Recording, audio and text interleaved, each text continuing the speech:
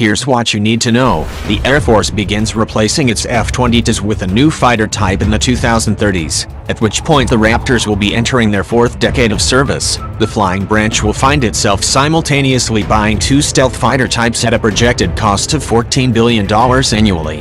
Add in the cost of cargo planes, tankers and bombers, and you get $23 billion figure the CBO warned about.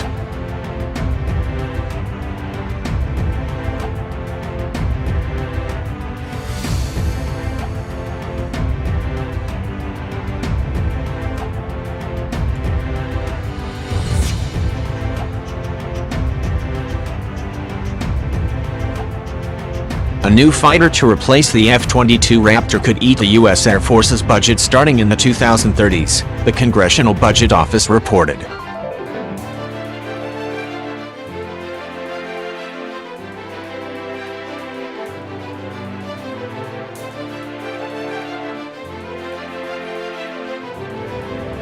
The Air Force on average spent $12 billion per year, in current dollars, on new aircraft between 1980 and 2018.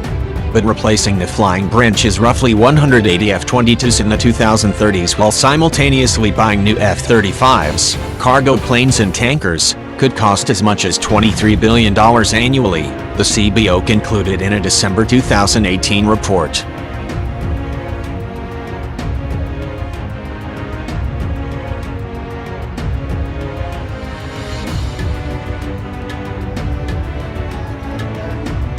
Annual spending on new planes could increase even more if the Air Force follows through on a 2018 plan to grow the number of squadrons from 312 to 386. The Air Force is too small for what the nation is asking us to do, Heather Wilson, the service's civilian leader, said in September 2018.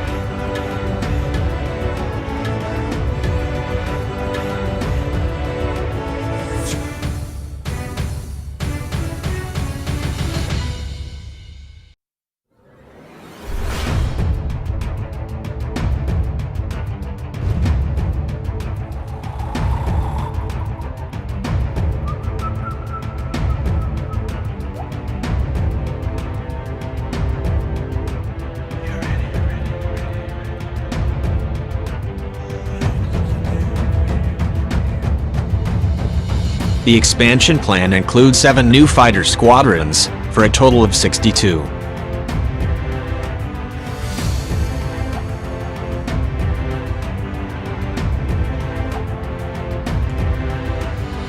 The CBO's report hints at one way out for the Air Force. The service could replace F-22s with additional F-35s for less money than it would take to develop a new fighter.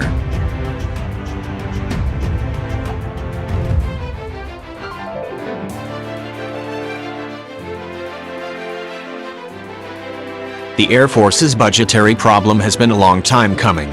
Spending on new planes peaked at $29 billion in 1986 when the military still was preparing to wage war with the Soviets in Europe.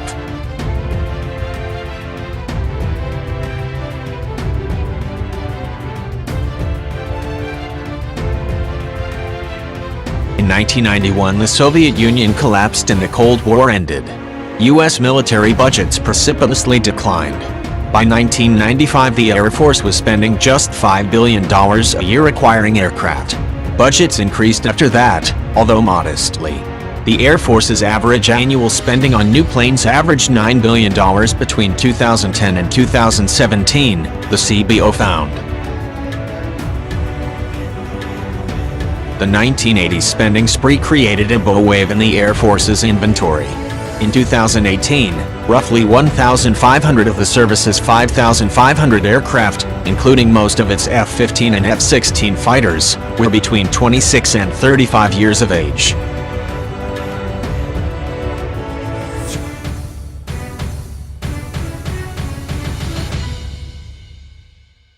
Those 80s vintage planes need replacing.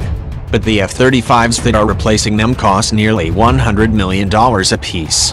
The Air Force has only been able to afford around 60 F-35s per year, compelling the flying branch to stretch out procurement of nearly 1,800 F-35s through the 2040s.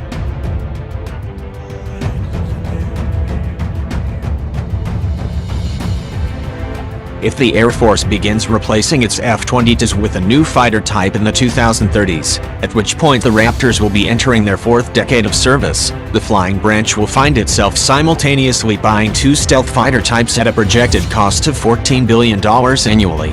Add in the cost of cargo planes, tankers and bombers, and you get $23 billion figure the CBO warned about.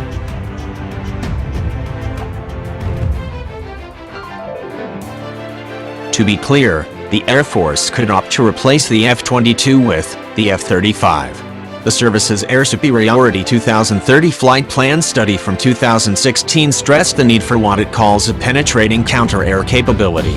In other words, a highly survivable air-to-air fighter. Capability development efforts for PCA will focus on maximizing trade-offs between range, payload, survivability, lethality, affordability and supportability, the study explained. But the study did not specify that the Air Force should develop a new plane for the role. The service could simply continue buying F-35s as the F-22s age out, the CBO advised.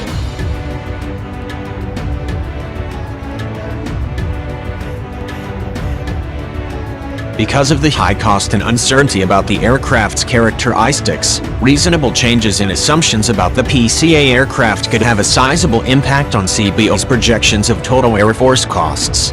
For example, the Air Force could decide that the PCA aircraft's cutting-edge design is unaffordable and instead opt to purchase more F-35s.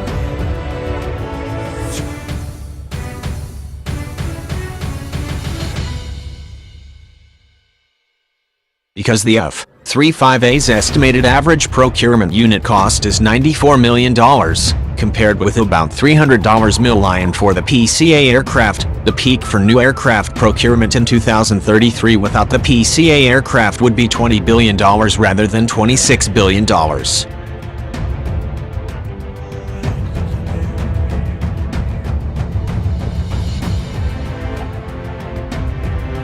The Air Force also could cut costs by buying fewer new aircraft, resulting in an overall force smaller than today's 5,500 plane fleet.